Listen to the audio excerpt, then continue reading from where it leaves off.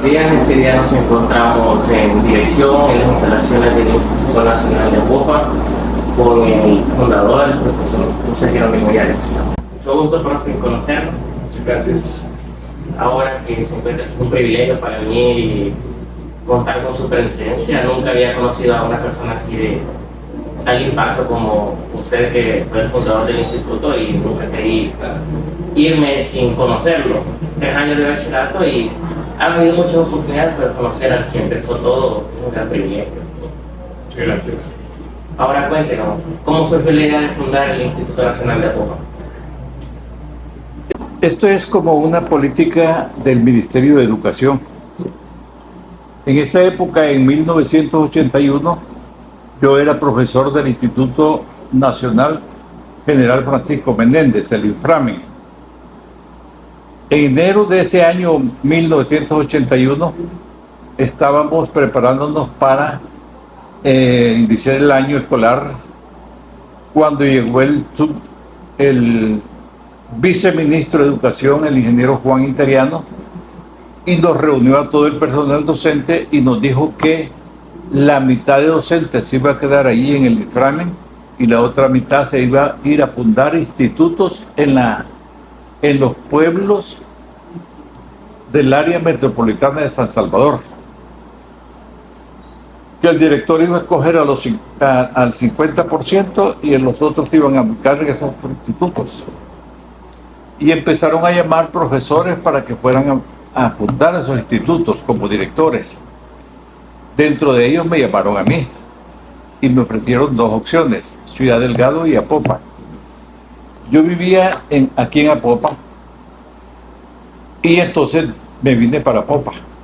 Así fue como se fundó el Instituto Nacional de Apopa. De igual manera se fundó en San Martín, en Ciudad Delgado, en Soyapango, en Santa Lucía, en Zacabil, en Mexicanos. Todos esos institutos se formaron ese mismo año. Y como una gran diferencia puede ser de que tenían la opción de fundarlo en Apopa o en Ciudad Delgado. ¿Cree que la historia hubiera sido diferente? Bueno, para mí siempre era prioritario vivir cerca de mi casa. Sí. De tal manera que para mí esto fue una gran oportunidad que me dieron de acercarme a mi familia, ¿verdad? Entonces por eso decidí venirme a vivir a trabajar aquí a Apopa, ¿verdad? Sí. El reto no era fácil, porque era venir a buscar dentro del municipio una escuela donde le dieran la oportunidad a uno donde poder funcionar. Fue así como me vine al 3er ciclo y ahí no hubo oportunidad. Me vine a la Vicente Acosta en el turno de la mañana y tampoco. Me vine por la tarde y la niña Aide Fernández Juárez me dio la oportunidad en una bodega que tenía en la entrada de la escuela, de ir por dar una sección con 44 alumnos, y así comenzó el instituto en Apopa.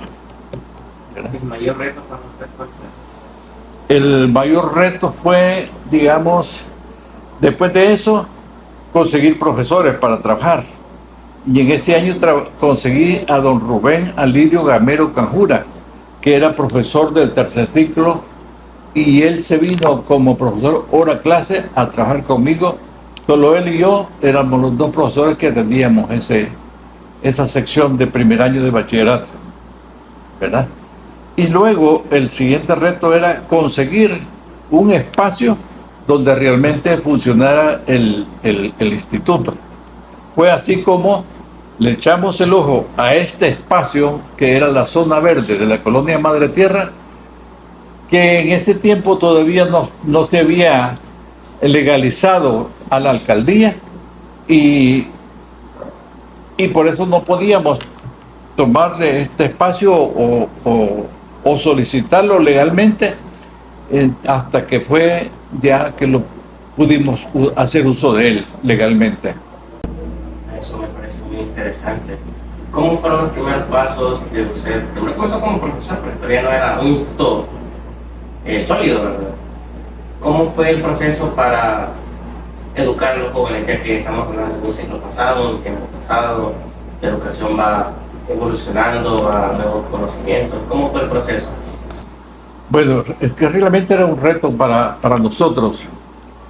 Eh, en primer lugar, porque teníamos que ir lidiando con lo administrativo, con lo académico, con lo docente, con los espacios para poderse desarrollar. El personal docente lo íbamos cubriendo con profesores hora clase, de tal manera que yo aquí en la comunidad iba viendo la manera de cómo hacerme de profesores hora clase que fueran apoyándome en esta tarea. Casualmente, yo tuve la suerte de encontrarme con buenos maestros que me apoyaron en todo sentido, y también con estudiantes que se esforzaron para trabajar en los proyectos que se iban haciendo aquí en la institución, y con padres de familia que también apoyaron, y eso nos permitió ir desarrollando la institución de una manera muy eficiente, que con el tiempo fue alcanzando una categoría que llegó a tener renombre a nivel nacional, la institución. Sí, eso, el nombre INA resuena en todo el país, incluso su historia, empezando con sus alumnos, sus maestros, las áreas extracurriculares que sobresalen demasiado aquí. No me imagino en el tiempo como cada cosa, cada proyecto siempre tiene su etapa de oro, es un boom. Ahora la pregunta es, ¿ya ha quedado el instituto con las fechas? ¿Cómo fue el tema de la guerra con el instituto? Bueno, eso como afectó en todo el país, de igual manera nos afectó a nosotros. Sin embargo, nosotros tratamos de sobrepasarla de una manera que no incidió en gran forma, porque nosotros teníamos estudiantes de Quesaltepeque, de Nejapa, de Ciudad Delgado, de Tonacatepeque, de Guazapa, hasta de Aguilar venían estudiantes acá, ¿verdad? Porque la institución llegó a tener un prestigio que digamos, atraía estudiantes. Y eso hizo que hubiera confianza. Y yo trabajé en el Inframen durante algún tiempo y también fui reconocido. Y en ese tiempo reclutaban estudiantes para que se incorporaran a la guerrilla. Y algunos de esos estudiantes del Inframen se incorporaron a la guerrilla, y algunos me conocían a mí. Y en ocasiones se encontraban con los estudiantes de aquí. Y como aquí habíamos estudiado, habíamos fundado ya bachillerato nocturno, se encontraban con ellos y me mandaban saludos incluso, ¿verdad? De modo que no hubo mayores problemas, porque yo traté siempre de llevar las cosas siempre de una manera que se pudiera, como dijéramos, llevarlas de una manera en paz siempre las situaciones. Así de que no hubo mayores dificultades en esa época, ¿no? Es cierto, ya que la guerra causó mucha educación también, paz, sobre todo, tranquilidad, de que incluso la educación daba pasos en retroceso en pueblos donde realmente la injusticia era notable, ¿me entiendes? Escuelas destruidas, agarradas como trincheras para la guerrilla, ¿me entiendes? Y la infraestructura del instituto, como usted mismo lo dijo antes de comenzar su reseña, ha cambiado. ¿Cómo usted describiría el instituto 20 años atrás o 24 años atrás, cuando usted estaba al frente de este instituto? Bueno, resulta que como no teníamos edificio propio, sino que funcionábamos en la Vicente Acosta, y cuando dieron la oportunidad en este terreno, nosotros abrimos una puerta por el muro de la Vicente Acosta, aledaño a este terreno, y lo que hicimos fue construir por cuenta propia 2 galeras. Las galeras que están a un costado de la cancha de basquetbol. Esas 2 galeras ya no existen. Hoy son 2 edificios construidos formalmente. Sí. Pero en ese tiempo el ministerio no podía construir porque no eran propias del ministerio este terreno. Entonces lo hicimos con esfuerzos de la comunidad, de los padres de familia, con las cuotas sociales que pagaban los estudiantes y con el trabajo de los mismos estudiantes. Ellos mismos iban a recoger piedras al río para construir la cancha de basquetbol. Ellos mismos iban a escoger adobe Saltex a la fábrica de Saltex de aquí, de las averías que ellos sacaban, escogían, y la alcaldía nos prestaba un camión para trasladarla, y así de esa manera se fue haciendo esas primeras galeras. Y al mismo tiempo se iba gestionando la legalización del terreno. Llegó el momento en que se legalizó y ya entonces ya se pudo trabajar formalmente, ya el ministerio ya apoyaba, se empezaron a hacer las primeras construcciones ya formales. Y de esa manera ya había más oportunidad. Al punto de que en un principio, cuando había poca demanda de estudiantes, por la misma, falta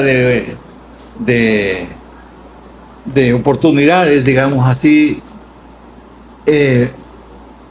después que ya había la demanda crecido, ya no teníamos espacio para darle el cupo a todos los estudiantes que querían estudiar.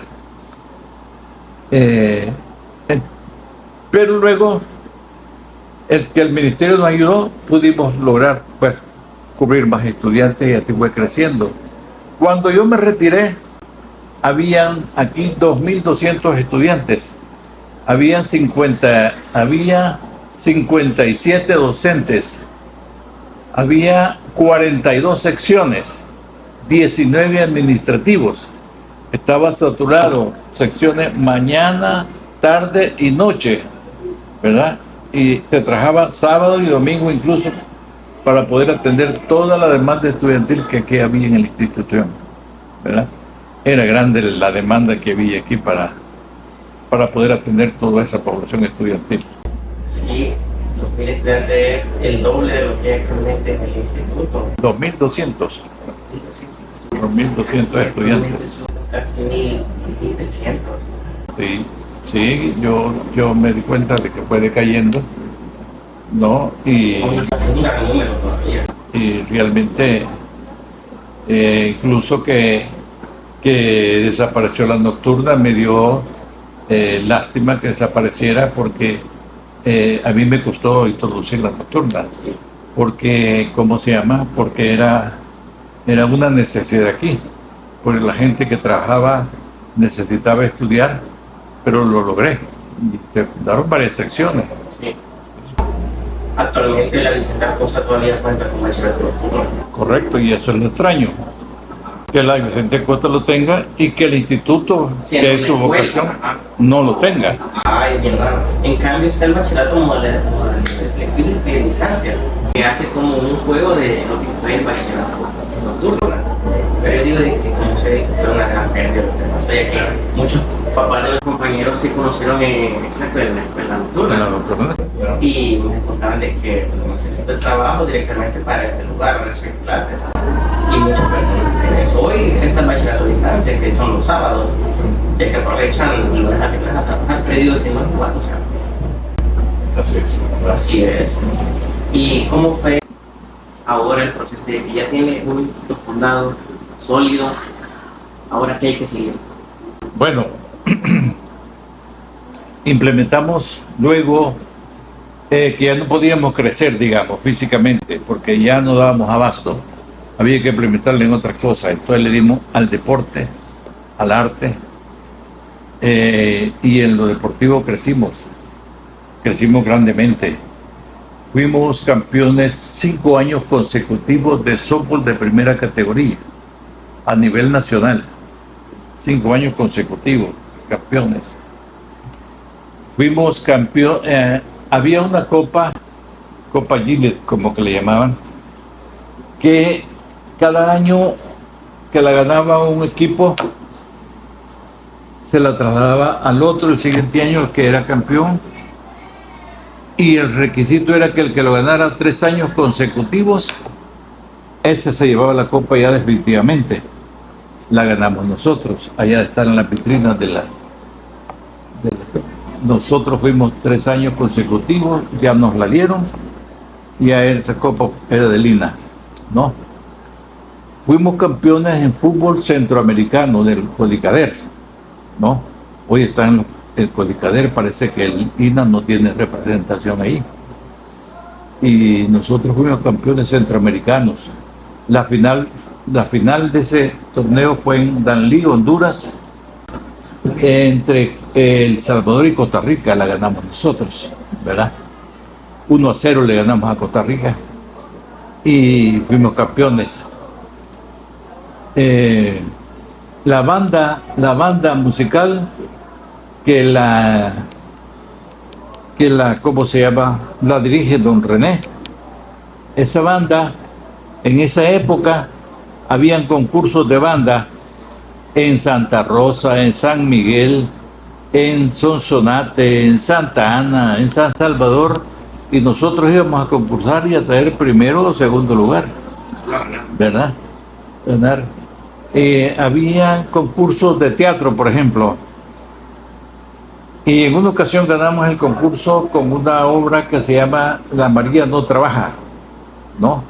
Y la anduvimos presentando en San Miguel, aquí en el Teatro Nacional en San Salvador, en Santa Ana, con esa obra. Entonces crecimos en todo sentido. El instituto era famoso en varias partes. Yo a veces me encontraba ya con los compañeros directores de otras instituciones en reuniones, y mira, la otra semana jugamos con ustedes. Sí, ya perdimos, me decían, ya con ustedes ya perdimos. Así que nos hicimos mero famosos, ¿verdad? Así, pero había que darle seguimiento, había que darle, porque no es, digamos, porque, por ejemplo, el INCOA creció en ¿cómo se llama? El prestigio, ¿cierto? ¿verdad? Y entonces Lina se quedó estancado. Pero yo ahora estoy contento. Y lo digo con conocimiento de causa. Yo vine a la Feria de Logros. A la Feria de Logros. Y yo ahí pude ver una película parecida a lo que yo viví en aquel tiempo.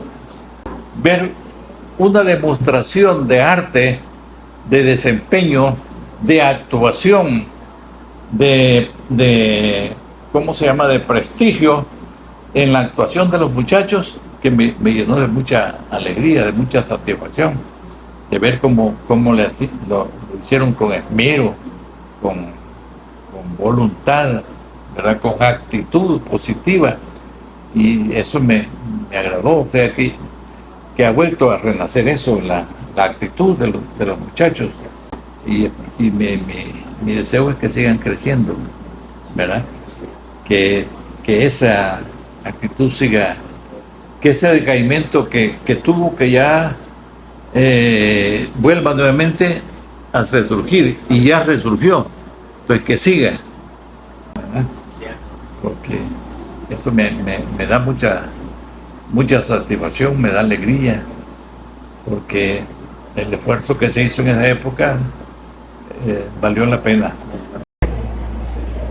Nosotros cuando ingresamos hace 2 años, en 2022, encontramos al instituto no como debía de ser, y veo actualmente una gran diferencia. Recuerdo el instituto gris, literalmente gris, y hoy ya un color más vivo.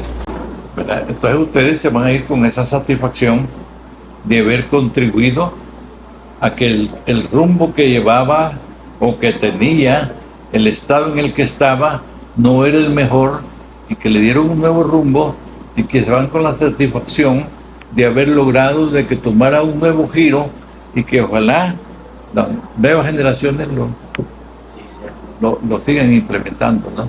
Sí, es cierto. Todos tenemos un propósito en esta vida, dicen.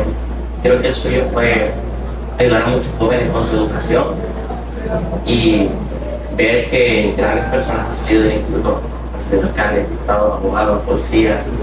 Eso me imagino que es una gran satisfacción contribuir a una sociedad que por décadas ha estado marginada. A empezar por un pequeño sueño, una galera que dijo usted, tuvo unos cuantos estudiantes, ahora ser el Instituto Nacional de Apopa reconocido nacionalmente. Me imagino que es un gran logro, una gran satisfacción ver, como usted dijo, la gran alegría de ver a los estudiantes. Sentir por un día lo que sintió décadas atrás, ver ese logro, empatía, sentirlo, vivirlo una vez más. Claro, sí es. Sí, así es. Sí, hoy que venía para acá, ahí en la esquina, vi una señora que la hija estudió acá. Y me saludó, profesor Llanes, me dijo, ¿gusta saludarle? Yo ya no me acordaba, yo 23 años de estar acá ya. Tantos jóvenes. Sí, reciba saludos de mi hija, me dice, hoy está en Panamá, hoy es gerente del banco, no sé qué, me dio el nombre del banco, allá en Panamá, me dice, ella lo recuerda mucho a usted, me dice siempre. Esto es una satisfacción que yo me llevo, que realmente eso le da satisfacción a uno. Es cierto, incluso mis tíos eran máquina nocturna y mis abuelos me decían, no, cuando estaba el profe Llanes, decía, todo era diferente. Y yo decía, ese es el profe Llanes. A mí, eso fue hace 2 años cuando yo estaba en primero. Vaya, dije. Y ahora ver que 2 años después estoy frente al fundador del instituto, un gran asombro y una gran dicha estar frente a usted, a un visionario que tuvo un sueño y lo hizo realidad. Sí, gracias a Dios que me dio esa oportunidad, porque las cosas se dan quizás cuando uno menos lo piensa, porque como le decía al principio, nosotros estábamos en el inframen y no teníamos ni idea de que esa política del Ministerio de Educación se iba a implementar en ese momento. Se dio. Y bueno, eso generó que se hicieran otros institutos, incluyendo el de aquí de Apopa, ¿verdad? Y aquí estamos y gracias a Dios que se dio esta oportunidad. Cierto, profe. Ahora otra pregunta. Dado de que usted ya lleva un buen tiempo retirado, ¿cómo fue entregarle el mando? O sea, obviamente fue por votación, ¿verdad? ¿Cómo fue para usted entregarle el bastón de mando a otra persona, hacer todo su logro, todo su esfuerzo? Ahora hay decirle, aquí está el volante, toca manejar. Bueno, resulta que cuando el director se retira y el subdirector es el que queda a cargo de la institución. En el caso de Apopa, en el caso del Instituto Nacional de Apopa, el subdirector había trabajado conmigo durante varios años. Era una persona de mi confianza, yo confiaba mucho en él, yo pensé que iba a seguir la misma trayectoria, ¿verdad? Y me fui confiando realmente, ¿verdad? Así que con esa confianza yo me pude retirar, como dijéramos, en ese momento tranquilo, de que las cosas iban a seguir en ese camino. Cierto. Ahora, profesor, ahora que usted ve hoy ya como un ciudadano, ya no como director, ¿cómo ve el instituto actualmente? Como veo, ¿Cómo ve el instituto actualmente hoy? como le decía, desde que cuando la directora tomó el cargo, yo me hice el propósito de venirla a saludar y de venirla a desearle lo mejor. En esa primera semana yo tuve una crisis de salud y no pude venir, vine hasta después. Y me pareció una persona, como dijéramos, abierta, una persona diferente, una persona que yo me fui como satisfecho, con esperanza,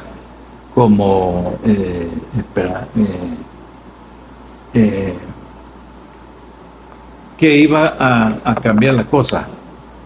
Y no me he equivocado hasta este momento, porque lo pude confirmar el día de la clausura, el día que nos encontramos ahí. Lo pude confirmar aparte de que a mí en la calle me cuentan cosas. Y antes de todo eso me comentaban a veces cuando yo me encontré con gente, cosas así como que el instituto ya no es lo mismo, ¿verdad? Antes. Y ahora ya me cuentan que el instituto ya es diferente. Y eso a mí ya me agrada, eso a mí me satisface, eso a mí me llena digamos, de satisfacción, Cierto. ¿verdad? Ojalá que Sí, siga así y ojalá que los maestros le den el apoyo, sí, es cierto. porque un director sin el apoyo de los maestros, sin esa, digamos, acompañamiento de los maestros, poco puede hacer, ¿verdad? Entonces, ojalá que los compañeros maestros pues le apoyen para sacar esta empresa adelante.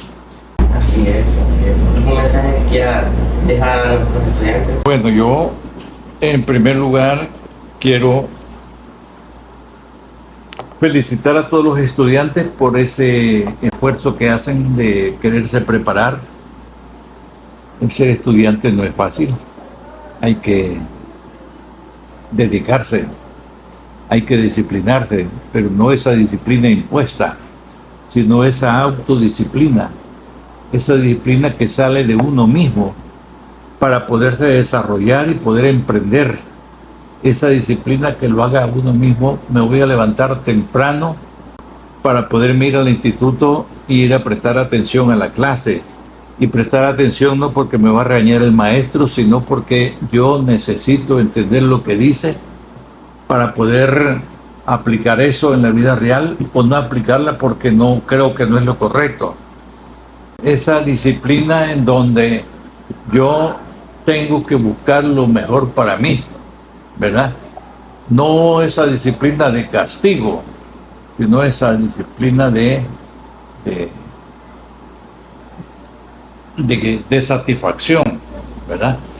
Entonces, así vamos a tener en este momento buenas personas, buenos hijos, buenos estudiantes que luego van a ser buenos profesionales, buenos esposos, buenos ciudadanos, buenos funcionarios, y este país va a progresar.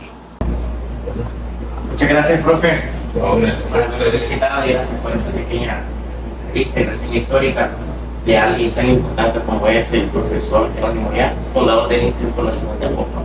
Gracias, muchas gracias. Para mí es un gusto.